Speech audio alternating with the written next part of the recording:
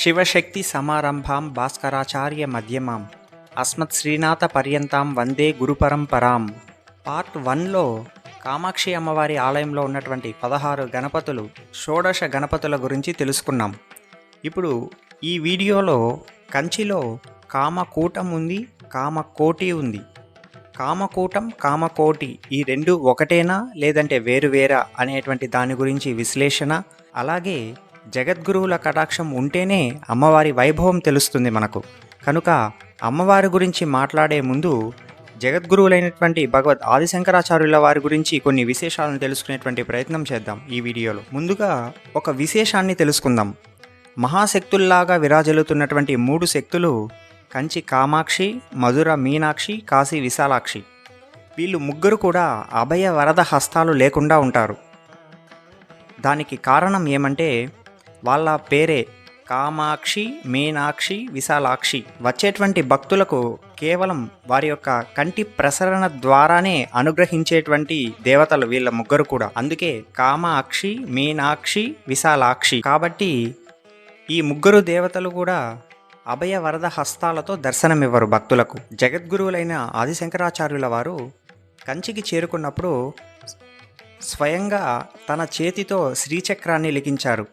అక్కడ అంత శక్తి ఉందని గుర్తించి తానే స్వయంగా లిఖించి ప్రతిష్ఠ చేశారు శ్రీచక్రాన్ని. ఇక్కడ ఒకటి తెలుసుకోవాలి, భగవద్ ఆదిశంకరాచార్యుల వారు కంచికి వచ్చిన తర్వాత కామకోటి పీఠం అనేటువంటి పేరు రాలేదు.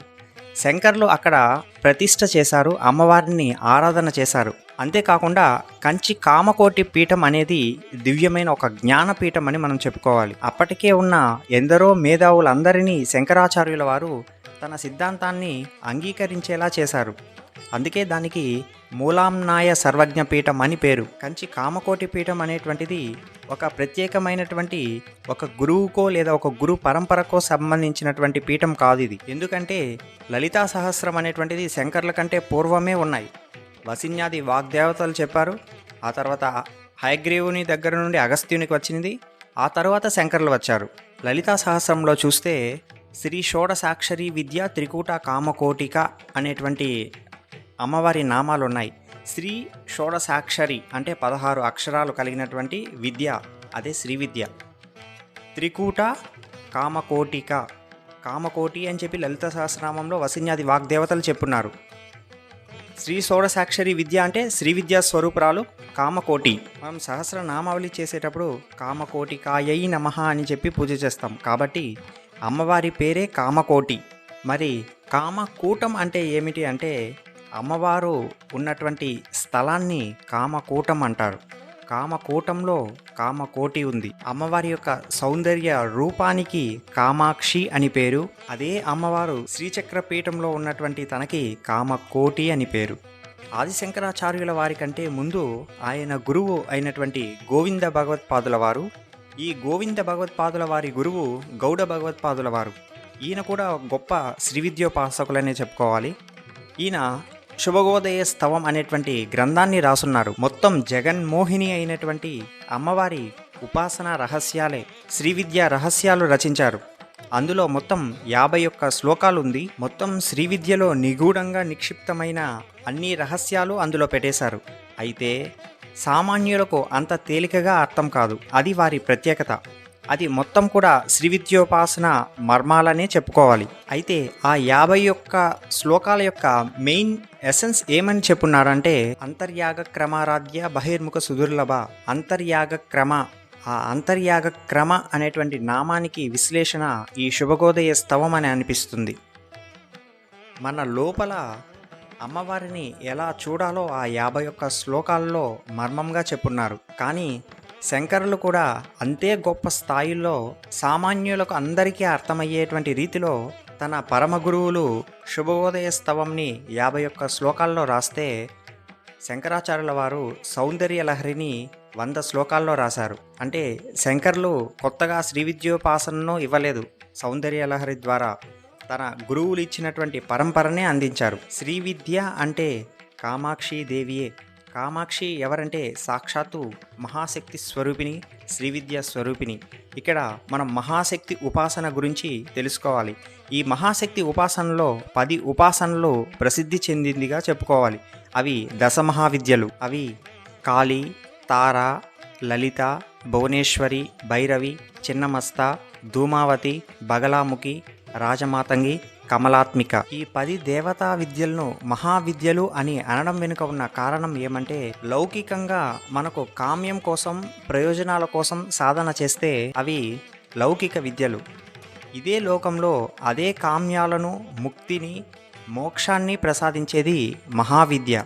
అందుకే ఈ 10 దేవతల యొక్క ఉపాసనను వీటిని దశమహావిద్యలు అని అంటారు. ఈ అమ్మవారి ఉపాసనను శంకర్ల కంటే ముందు ఈ అమ్మవారి ఉపాసనను శుభ ఆగమ పంచకం అనేటువంటిది సూచిస్తుండేది. సనక, సనందన, సుఖ మహర్షులు ఇచ్చినటువంటిది ఈ శుభాగమ పంచకం. లలిత సహస్రంలో సనకాది సమారాధ్య శివజ్ఞాన ప్రదాయిని అనేటువంటి నామం ఉంది.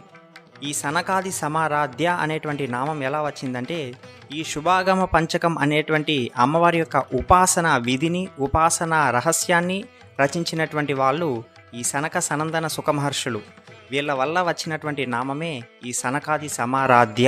ఇప్పుడు లలితా సహస్రంలో మధ్యలోకి వస్తే సుధాసాగర మధ్యస్థ కామాక్షి కామదాయిని అనేటువంటి నామం ఉంటుంది. ఇక మీరు చాలామంది వినుంటారు, రామకృష్ణ పరమహంస ఒకసారి అన్నారట, నాకు అమ్మవారి దయ ఉంది, అమ్మవారి దయ వల్ల నాకు ఏ మంత్రాన్ని ఉపాసన చేస్తే ఆ మంత్ర దేవత స్వరూపాన్ని అమ్మవారు నాకు చూపిస్తుంది అని. సాధారణంగా ఒక మంత్రం తీసుకుంటే ఆ మంత్రం ఇచ్చినటువంటి గురువు నిర్దేశించిన విధిని బట్టి అక్షర లక్షలు చేయాలి. ఆ తర్వాత పురస్చరణ హోమం చేయాలి, తర్పణం చేయాలి, మార్జనం చేయాలి, అన్న సమారాధన చేయాలి. ఇవన్నీ చేస్తే మంత్ర సిద్ధి వస్తుంది. అంతేగాని దేవత సాక్షాత్కారం, దేవత కనిపించదు. అదే సిద్ధ పురుషులకి అమ్మవారి అనుగ్రహంతో ఒక మాల తిప్పితే ఆ దేవత కనిపిస్తుంది. పరమహంసకు అలా కనబడేదట. అది మరి అమ్మ దయ ఉంటే అన్నీ ఉన్నట్లే అని అంటారు. ఇదే మరి మన శాస్త్ర వాంగ్మయంలో చెప్పబడిన మొత్తం శక్తిపీఠాలు ఎన్నో తెలుసా అండి? ప్రపంచం మొత్తం 64,000 శక్తి పీఠాలు ఉన్నాయని చెప్పి మన శాస్త్ర వాంగ్మయంలో చెప్పబడుతుంది. మరి ఈ 64,000 శక్తి పీఠాలు ఈ మొత్తం భూమండలం పైన ఎక్కడెక్కడ ప్రచోదనం చెంది ఎక్కడెక్కడ ఉన్నాయో మనకు తెలియదు. కానీ అందులో ప్రధానంగా శక్తి పీఠాలు 64 చెప్పారు. మళ్ళీ అందులో ప్రధానంగా 50 చెప్పారు. మళ్ళీ ఈ 50 శక్తి పీఠాల్లో ప్రధానంగా మహాశక్తి పీఠాలు 18 అని చెప్పారు. మళ్ళీ ఈ 18 మహాశక్తి పీఠాల్లో మహోత్కృష్టమైనటువంటివి, మహాశక్తివంతమైనటువంటి పీఠాలు 3 చెప్పారు. ఒకటి కామపీఠం, అదే కామగిరి పీఠం, అదే కాంచీపురం. ఇక పూర్ణగిరి పీఠం అని చెప్తారు, ఇది బదరీలో ఉంటుంది. ఇక రెండవది జాలంధర పీఠం, పంజాబ్లో జాలంధర్లో ఉన్నటువంటి పీఠం.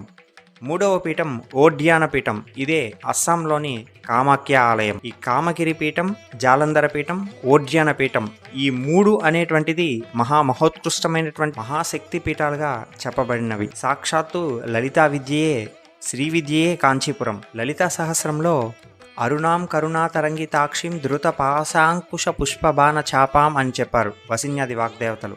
పాశ అంకుశ పుష్పబాణ చాపామని. ఆ పాశం, అంకుశం తన 2 చేతులతో పుష్పబాణ చాపంతో ఉన్నటువంటిది కంచి కామాక్షి అమ్మవారే. ఈ రహస్యాలు అన్నీ తెలుసుకోవడానికి ఎన్ని తపస్సులు చేయాలో మరి ఆ తపస్సులన్నీ చేశాడు అగస్త్య మహర్షి. అందుకే ఆ అగస్త్య మహర్షికి కాంచీపురంలోని కంచి కామాక్షి వైభవాన్ని చెప్పాడు హయగ్రీవ స్వామి. అందుకే కంచి కామాక్షి అమ్మవారి ఆలయంలో ఎంటర్ అయ్యిందే ఆ మహద్వారం లోపల కుడివైపు, ఎడమవైపు పైన చూస్తే కుడివైపు హయగ్రీవ స్వామి నిల్చొని ఉంటారు, ఎడమవైపు అగస్త్య మహర్షి నిల్చొని ఉంటారు. మొత్తం శ్రీ విద్యను దక్షిణామూర్తి ఇచ్చారు, లలితా విద్యను ఇచ్చినటువంటి దేవత హయగ్రీవ స్వామి వారు. 2 ఒకటే, శ్రీ విద్య, లలితా విద్య. కానీ ఇచ్చినటువంటి వారు వీరిద్దరు. ఈ లలిత శ్రీ విద్యను అగస్త్యుల వారికి హయగ్రీవ స్వామి వారు ఇచ్చినటువంటి ప్రదేశం కంచి కామాక్షి అమ్మవారి ఆలయమే.